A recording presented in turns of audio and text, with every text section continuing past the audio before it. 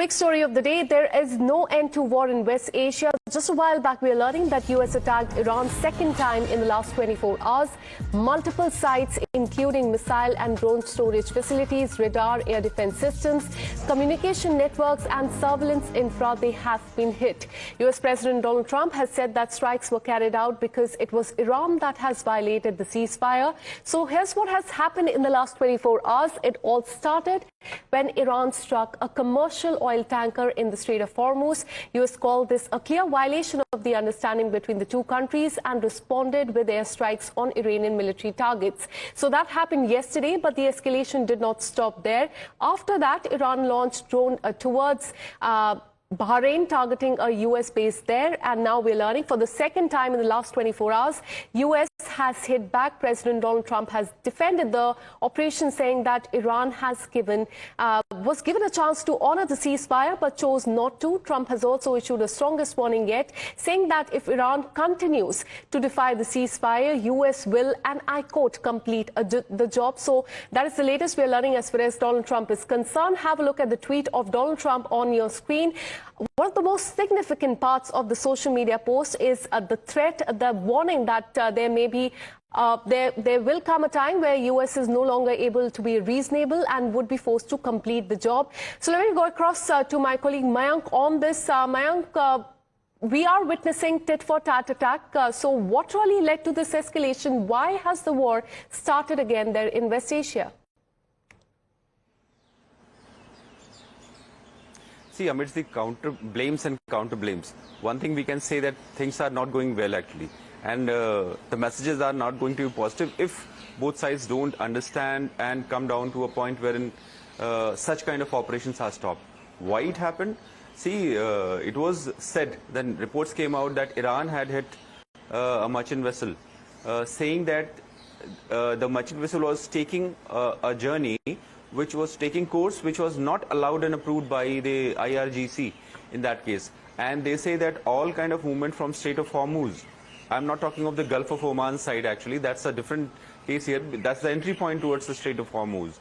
So as had been said by Iran, that any movement towards Gulf of Oman or inside towards Strait of Hormuz has to be approved and has to pass through a channel which was created by Iran and approved by IRGC. So they said, Iran said, that there was a violation, and it is because of that they had struck a merchant vessel. Now, having said that, US came out saying that it is a violation because there had to be a free movement. All kind of vessels were allowed to move free for another 60 days, as per the MOU which was signed and then agreement which was signed in Switzerland. So this is the kind of a blame and counter blame I was talking about, but then it is not going to be creating a positive atmosphere for any side, because Sirik had been hit, as US has claimed. Sirik is the borderlining areas, and it stretches towards Gulf of Oman. So there had been multiple targets which was used, and as we are hearing, Iran is also now firing missiles and drones. Absolutely. We're learning that Iran has hit back and attacked Bahrain and Kuwait, but we'll come back to you. In fact, let me also go across to Peter Kuznick, geopolitical expert and historian. Thanks so much for connecting with us. Clearly, the ceasefire and MOU, which was signed between the two countries only 10 days back, that has been violated. Your take on this? Well, it's clearly been violated, but even talking about a violation is difficult, because the wording was so vague that you can stretch it all the way from Washington to Tehran and back again without actually breaking it. For example, they talk about Iran agrees, quote, to make arrangements using its best efforts for the safe passage of commercial vessels. Arrangements, they never define arrangements. Best efforts, they never define best efforts. So Iran interprets this one way, Trump interprets it another way, and then they both act accordingly. The problem is that they agreed to something very, very vague because they couldn't agree to something more specific. Trump was under enormous pressure to end this as quickly as possible. he's hemorrhaging support in the United States. At most, 25% of the American people support this war. The real number might be significantly lower than that. And so Trump knows that his party is going to get slaughtered in the midterm elections. So he wanted to get those ships moving through the Strait of Hormuz so they could bring down the prices here in the United States. All right. But what we're likely to see is that prices are going to keep going up again. So they come down temporarily. Now they'll go back up again because there's no real settlement. And the other real problem is that a country like Israel, which strongly opposed this agreement from the beginning, which wasn't consulted by the United States in the negotiations, Israel has veto power. The CIA has reported, the U.S. intelligence community reported that the Israelis don't want to see this deal go through. All right. That they're very likely to sabotage it. And they can do that very, very easily because what's happening in Lebanon is a red line for Iran. And so there are so many interests who can blow this thing up who are not really on board. All right. And the Iranians know that time is on their side. Absolutely. And amid this, the role of mediators will also be quite important. It remains to be seen how this pans out in the coming days. So on thus, Mr. Peter and Mayank, I'll come back to you once again. We have another breaking update coming in, a statement that has come in from U.S. Central Command that has now said that American forces have carried out strikes on Iran, citing what it calls a ceasefire violation. So CENTCOM has said that action followed a second wave of strikes linked to attacks on commercial shipping by Iran, including vessel MT Kiku. It also claimed that Iranian drone activity targeted the shipping lane in the Strait of Hormuz after earlier incidents involving MT Ever Lovely. So that's a vessel that has been attacked as well.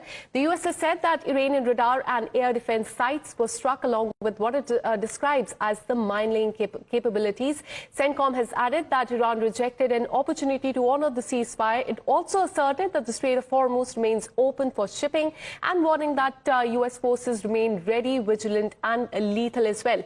Let me once again bring in Mayank on this. Mayank, this has to do with the Strait of Hormuz as well. For U.S., keeping this key waterway open is extremely important for global stability. But for Iran, on the other hand, the Strait of Hormuz is almost the only leverage that it has in the ongoing negotiations. So tell us what is happening in that key waterway at this point in time, and why are the two countries divided despite the agreement that has been signed and then the negotiations that we saw in Switzerland? See, the visible signs had been that Iran had attacked a merchant vessel. So that could have sent a message for US also.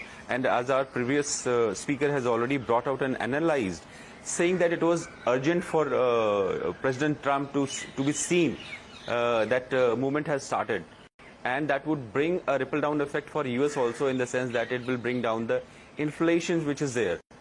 So what we see is actually sort of a messaging and sort of a, trying to assuage the condition situation in such a way that Iran is not in a situation to control that side, because militarily US will be able to open the passage there, which is not happening at all. What we see is actually Iran had hit a merchant vessel because they say that it had violated the kind of agreement which, as per Iran, I repeat that, which is as per Iran needs to follow the course which is decided and set by Iran itself. Whereas the interpretation from the US side had been that there will be free movement for every kind of a vessel and not controlled and regulated by Iran. So herein what we were seeing is actually a merchant vessel was moving from Qatar to UAE, and which was hit in between. Because as per Iranian claims, they were not following the route which was set by them. What we see ultimately is going to be the countries within that region. They'll be bearing the brunt. Absolutely. And because Iran had been targeting the bases, or the countries saying that they'll be targeting the bases which are into that region, which are US bases, Akanksha. Absolutely, and we are already witnessing escalation there in the Gulf countries as well. Shyam, with us, we have another breaking update coming in as, in fact, news continues to pour in from the Gulf countries. We're learning learning that Bahrain is on high alert once again. Warning sirens have been sounded across the country, with the Bahraini government urging people to remain calm and move to the nearest safe place. This is the second security scare for Bahrain in just the last 24 hours.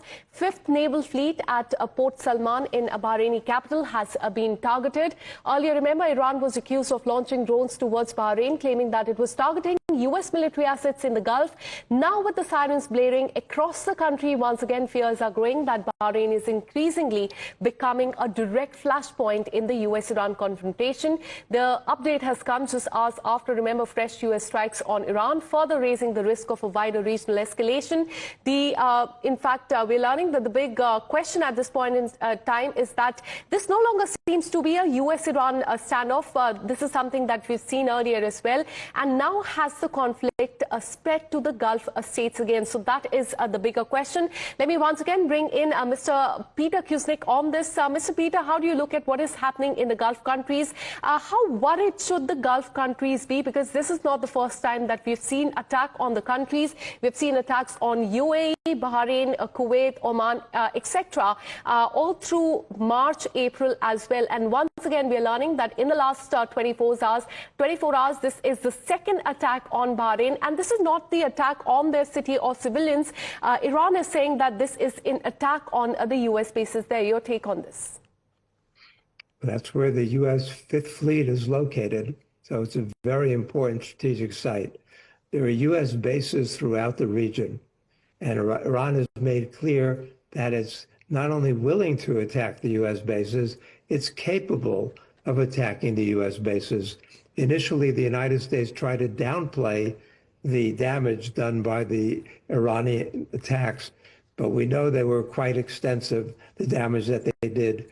The intelligence community reports that Iran has 75% of its launchers and 70% of its missiles. It's increasing the missiles. It's increasing the drones. Iran has a real military capability. And at the same time, we know that the Gulf states and Israel have been depleting their interceptors, which makes them more vulnerable to an Iranian attack. So Iran has the capability through asymmetric warfare of inflicting heavy damage throughout the region.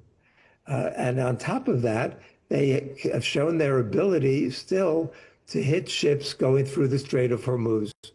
And so it's going to affect the oil flow. India, for example, is one of the countries that needs that oil coming from Iran. But what we've seen is that many of the countries that had big oil reserves have largely depleted their oil reserves. All right. One of the reasons why Trump said he wanted this agreement now is because it's going to have a devastating impact on the global economy if this is allowed to continue. But it looks like the Iranians have veto power. The Israelis have veto power. Hezbollah has veto power. There are a lot of people who don't want to see this war ended, especially not on terms favorable to their enemies. So it looks very, very shaky, very fragile at the moment. Absolutely. The ceasefire clearly is very shaky at this point in time.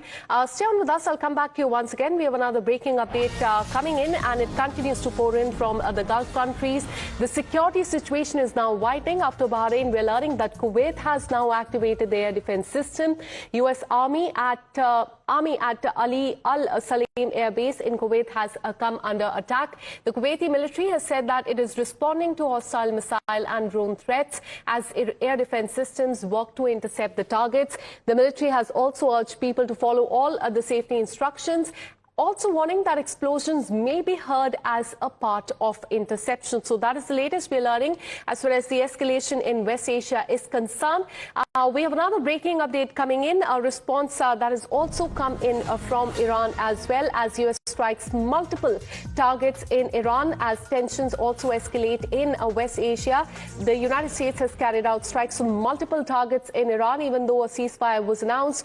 Agreement was signed between the two countries on June 17th. In fact, we are witnessing witnessing fresh attacks that are reported, not just in Iran, but a counter-attack, a tit-for-tat attack that we are witnessing in Gulf countries as well. Explosions have been heard near Sirik village, with Iranian media confirming the blast. So that is as far as Iran is concerned. Mayank, we are learning that Sirik as well as Kesham Island in Iran, that is quite close to the Strait of Hormuz, they have come under attack once again. Give us more details. Yeah, that's right, Akanksha. Sirik is based around Strait of Hormuz. And actually, primarily, if you can analyze from the kind of profile of the attacks which have taken place, it appears that the targets are closer to the Strait of Hormuz or around Strait of Hormuz, because Bahrain happens to be one of them which has been hit by Iran. Now, what Sirik is around that area, as per the reports coming out, and as CENTCOM had brought out in its statement, they are striking the places wherein the missile launchers are based, or the launchers for the drones are based, or the radars which are seeking the approaching systems or aircrafts or missiles are there. So it is in a way trying to cripple down all kind of possibilities or capabilities of Iran in such a way that they could target the areas around. Now that is very important, because missiles have been hitting the air bases, and now you have already talked about Kuwait and Bahrain. Bahrain happens to be the headquarter of the 5th Fleet, which is a very important, high-profile, multi-domain warship operations are conducted from this area. So this is a sort of a tit-for-tat which is going on, and which started with the targeting of a merchant vessel, which was moving out from Qatar towards UAE, Akansha. So now what we see, unless there is a statement or there is an agreement, we will see some kind of a let-up or some kind of an increase minded in the operations which are going on in that area. Akansha, we'll have to wait and watch how things shape up, because Iran had been following a policy of hitting all bases which are around that region, and which included to the extent of firing missiles on bases which were in Saudi Arabia, Akansha. Absolutely, because every time there is escalation in West Asia, we witness that Iran attacks the US bases in the Gulf countries. So reaction from these countries is also awaited on this. Stay on with us. I'll come back to you once again. We have another breaking update coming in, a reaction that has now come in from Iran.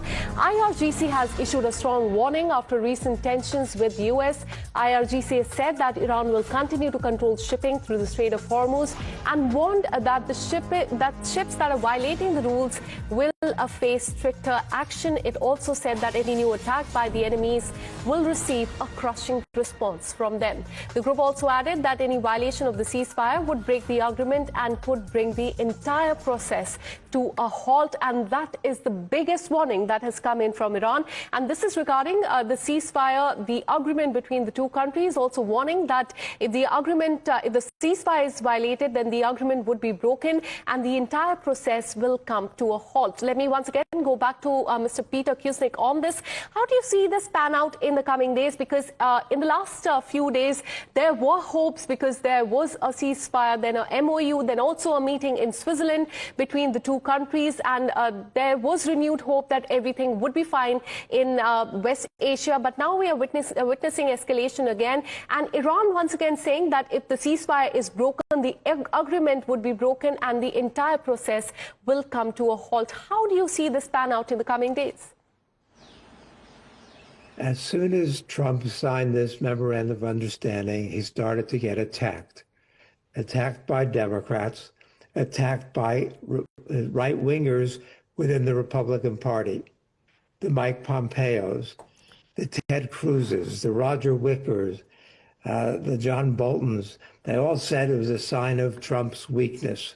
And they even mocked him by saying, this is worse than the deal that Obama was able to get.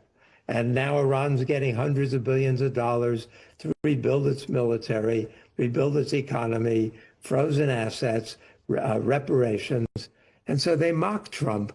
And now we see Trump giving into that pressure from the hawks and the militarists in his own party by acting macho and showing how tough the United States is, that the United States is going to attack Iran. And it looks like this memorandum of understanding is pretty much gone already. the ceasefire is dead, and they're going to have to end the fighting and negotiate again. But there's no trust. The Iranians don't trust the United States. The Americans don't trust the Iranians. And so we're going to be back to square one. The prices of oil and gas are going to skyrocket. The Iranians might effectively shut the Strait of Hormuz again. And the United States is going to be back to bombing.